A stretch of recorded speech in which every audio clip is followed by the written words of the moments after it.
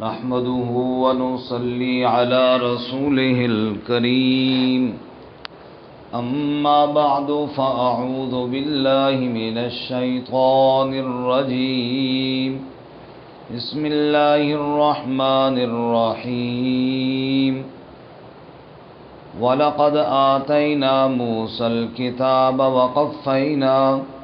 وَقَفَّيْنَا مِن بَعْدِهِ بِالرُّسُلِ وَآتَيْنَا عِيسَى ابْنَ مَرْيَمَ الْبَيِّنَاتِ وَأَيَّدْنَاهُ بِرُوحِ الْقُدُسِ أَفَكُلَّمَا جَاءَكُمْ رَسُولٌ بِمَا لَا تَهْوَىٰ أَنفُسُكُمُ اسْتَكْبَرْتُمْ فَفَرِيقًا كَذَّبْتُمْ وَفَرِيقًا تَقْتُلُونَ وَقَالُوا قُلُوبُنَا غُلْفٌ بَل لَّعَنَهُمُ اللَّهُ بِكُفْرِهِمْ فَقَلِيلًا مَّا يُؤْمِنُونَ سبحان ربك رب العزة عما يصفون وسلام على المرسلين والحمد لله رب العالمين اللهم صل على سيدنا ومولانا محمد وعلى آل سيدنا ومولانا محمد وعلى آله وأصحابه أجمعين معزز سامعین، رسول اللہ صلی اللہ علیہ وسلم کے وقت میں بنی اسرائیل ان کی عہد شکنی کا بیان گزشتہ سبق میں ہم نے پڑھا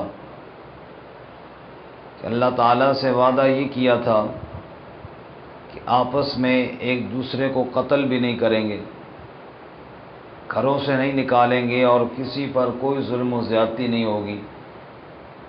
لیکن یہودیوں کے یہ دو قبیلے بنو نذیر اور بنو قریظہ عرب کے دو قبیلوں اوس اور خزرج کے ساتھ ملے اور آپس کے اندر لڑائیاں شروع کر دیں، اور قیدی اگر آئیں تو فدیہ دے کر چھڑاتے تھے کہ قیدیوں کو چھڑانا ثواب ہے اور تورات کا حکم ہے۔ اللہ تعالیٰ نے فرمایا کہ کیسے احمق ہیں کہ تورات کے اندر قتل بھی منع ہے اور وہ قتل کرتے ہیں، لوگوں کے ساتھ لڑائیاں کرتے ہیں، گھروں سے نکالتے ہیں، سارے ظلم کرتے ہیں، بس صرف اتنی بات ہے کہ قیدی چھڑانا بڑا ثواب ہے، قیدی آ جائیں تو ان کو چھڑانا ہے۔ تو افتؤمنون ببعض الکتاب وتکفرون ببعض، جو دل چاہتا ہے اس کو مان لیتے ہیں اور جو نہیں چاہتا اس کا انکار کر دیتے ہیں۔ ایسے لوگ تو دنیا میں ذلیل ہوں گے اور آخرت میں سخت عذاب کی طرف لوٹائے جائیں گے۔ اللہ تعالی ہماری حفاظت فرمائے۔ اسی بات کو آگے بڑھاتے ہوئے فرمایا کہ موسیٰ علیہ السلام کو ہم نے تورات دی اور اس کے بعد کئی نبی آئے، لیکن تمہاری حالت یہی رہی ہے کہ تم اپنی چاہت اور مرضی کی بات مانتے ہو اور جو اپنی چاہت اور مرضی کی بات نہ ہو اس کو چھوڑ دیتے ہو۔ اور اللہ تعالیٰ رحم فرمائے، ہماری حالت بھی اب تقریباً یہی بنی ہوئی ہے۔ اسلام اور شریعت کے وہ احکامات جو ہماری مرضی کے ہیں وہ تو ہم مانتے ہیں، اور جو ہماری مرضی کے نہ ہوں ان کو چھوڑ دیتے ہیں۔ مثال کے طور پہ حج بھی بندہ کر لیتا ہے، عمرہ بھی بندہ کر لیتا ہے، نماز بھی پڑھتا ہے، لیکن میراث کے اندر جو حصے ہیں اللہ تعالیٰ نے مقرر کیے ہیں، مثال کے طور پہ بہنوں کا حق مارا ہوا ہے، اگر اس بندے کو بتایا جائے بھئی اللہ کا حکم ہے تو سن کر بھی ٹرکا جائے گا، ادھر ادھر بات کر جائے گا۔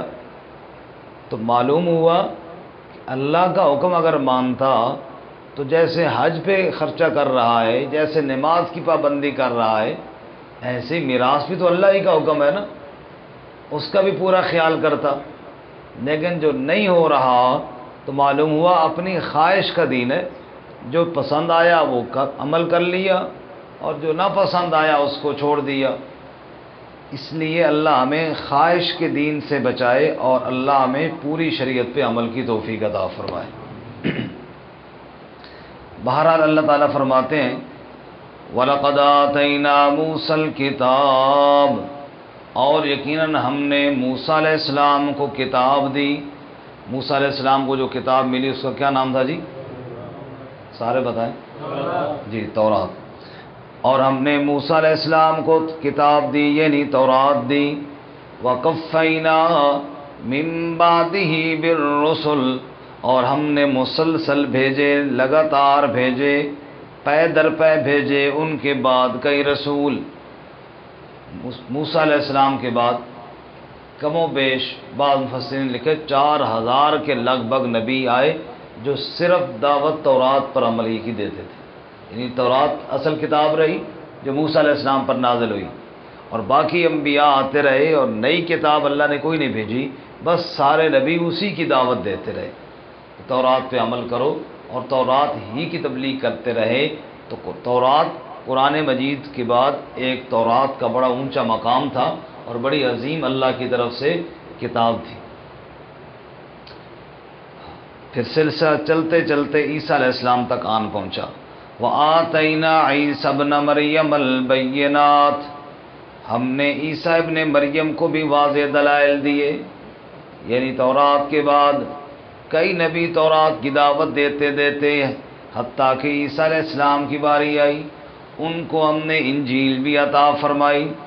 وَأَيَّدْنَاهُ بِرُوحِ الْقُدُسِ، اور ہم نے ان کی تائید کی روح القدس کے ساتھ، یعنی جبرائیل امین کے ساتھ۔ تو جو ہے سب رات کی جی کیسے تائید ہوئی؟ عیسیٰ علیہ السلام دنیا میں آئے تو آتے وقت بھی جبرائیل علیہ السلام بی مریم کے پاس آئے۔ سورہ مریم میں ہے فَتَمَثَّلَ لَهَا بَشَرًا سَوِيًّا، تو مریم علیہ السلام کے پاس جبرائیل ایک انسان کی صورت میں آئے اور انہوں نے آ کر مریم علیہ السلام کو کہا کہ اللہ تجھے بیٹا دینے والا ہے۔ بی بی مریم نے کہا، عیسیٰ علیہ السلام کی والدہ نے کہا میرا بیٹا کیسے ہوگا؟ فرمایا اس لیے ہوگا کہ اللہ نے حکم دے دیا ہے۔ چنانچہ جب مریم علیہ السلام کا بیٹا پیدا ہوا، یعنی عیسیٰ علیہ السلام پیدا ہوئے اور بی بی مریم پریشان ہوئی، تو اس وقت تسلی دینے والے جبرائیل علیہ السلام ہی تھے۔ اللہ فرماتے ہیں فَنَادَاهَا مِن تَحْتِهَا أَلَّا تَحْزَنِي قَدْ جَعَلَ رَبُّكَ تَحْتَكَ سَرِيًّا، جب بی بی مریم پریشان تھی، جبرائیل آواز دے کر کہہ رہے تھے مریم پریشان نہ ہو، دیکھ تیرے اللہ نے قدموں کے نیچے پانی کا چشمہ جاری کر دیا ہے۔ سب کو نا ذرا سبحان اللہ،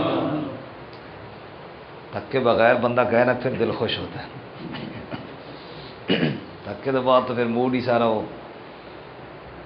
اللہ فرماتے ہیں پھر جبرائیل ہی تو تھے نا جنہوں نے بی بی مریم سے کہا وَهُزِّي إِلَيْكِ بِجِذْعِ النَّخْلَةِ تُسَاقِطْ عَلَيْكِ رُطَبًا جَنِيًّا۔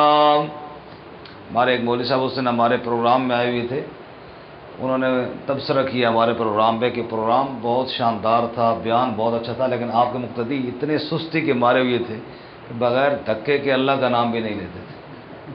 یہ فیس بک پہ اگر آپ دیکھیں اس بیان کے نیچے کمنٹ لکھا ہوا ہے جو ساتھی فیس بک، باقی تو معاملہ بہت ٹھیک تھا لیکن آپ کے مقتدی اتنے سست تھے کہ بغیر دھکے کے اللہ کا نام بھی لینے کے لیے تیار ہے، تو کتنا برا تاثر جاتا ہے۔ اس لیے محبت سے کہا کریں سبحان اللہ۔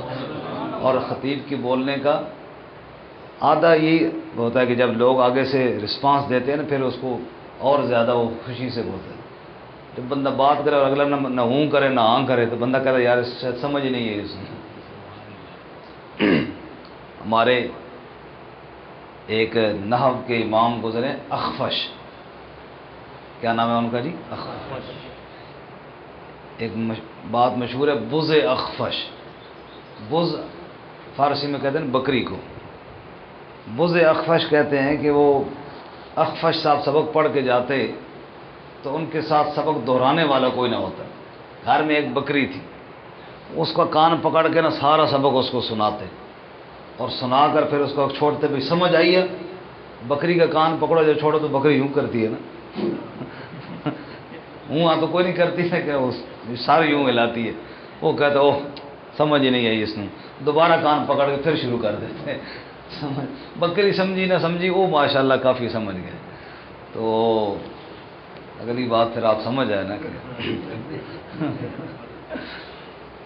بہرحال اللہ فرماتے ہیں وَأَيَّدْنَاهُ بِرُوحِ الْقُدُسِ، ہم نے جبرائیل علیہ السلام کے ذریعے بی بی مریم کی تائید کی۔ بی بی مریم کو تسلی دینے والے بھی جبرائیل علیہ السلام ہی تھے، اور جب یہودیوں نے اس عیسیٰ علیہ السلام کا محاصرہ کیا کہ ہم عیسیٰ علیہ السلام کو سولی پہ لٹکائیں گے، تب بھی اللہ نے جبرائیل کو بھیجا، اور جبرائیل عیسیٰ علیہ السلام کو اٹھا کر آسمانوں پر لے گئے۔ فرمایا وَأَيَّدْنَاهُ بِرُوحِ الْقُدُسِ، ہم نے روح القدس کے ذریعے تائید فرمائی۔ لیکن تمہاری حالت کیا تھی؟ تم صرف اپنی خواہش کی باتیں مانتے تھے اے بنی اسرائیل۔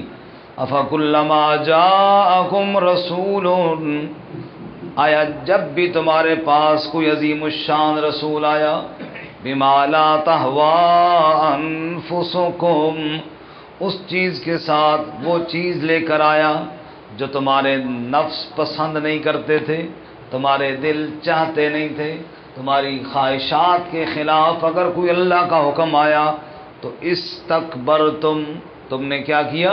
تکبر کر لیا، اور تکبر کا انداز تمہارا یہاں تک بڑھ گیا کہ فَفَرِيقًا كَذَّبْتُمْ، ایک انبیاء کی گروہ کو تم نے جھٹلا دیا۔ حالانکہ انبیاء سے بڑھ کر سچا پوری کائنات میں اور کوئی نہیں ہوتا، اللہ کے سچے نبیوں کو تم نے جھوٹا کہا ہے بدبختو۔ وَفَرِيقًا تَقْتُلُونَ، اور انبیاء کے ایک فریق یعنی ایک گروہ کو تم قتل کرتے آئے ہو۔ یہاں تک تم نے ہٹ دھرمی کی، یہاں تک تم نے تکبر کیا، سچے نبیوں کو جھوٹا بھی کہا، اور ان کو جان تک سے تم نے مار ڈالا، نعوذ باللہ۔ اب آئے وہ یہودی جو رسول اللہ صلی اللہ علیہ وسلم کے وقت میں تھے، یثرب میں، مدینہ میں، ان کی بات آئی۔ پھر آپ ان کے سامنے جب میرے نبی محمد الرسول اللہ صلی اللہ علیہ وسلم میری آیات پڑھ کر سناتے، وہ کہتے جی جتنے مرضی آیتیں پڑھو، ہمارے دلوں پر تو پردے ہیں، ہمارے دلوں پہ پردے چڑھے ہیں، تمہاری یہ باتیں ہمیں کوئی سمجھ نہیں آتی، نعوذ باللہ۔ اللہ فرماتا ہے یہ پردے نہیں ہیں، یہ لعنت پڑی ہوئی ہے تمہارے دلوں پر کہ اللہ کے نبی اللہ کی آیتیں پڑھ رہے ہیں اور تم آگے تکبر کر رہے ہو۔ فرمایا وَقَالُوا قُلُوبُنَا غُلْفٌ، اور انہوں نے کہہ دیا ہمارے دل تو پردے میں ہیں، غلاف میں ہیں، پردے چڑھے ہوئے ہیں۔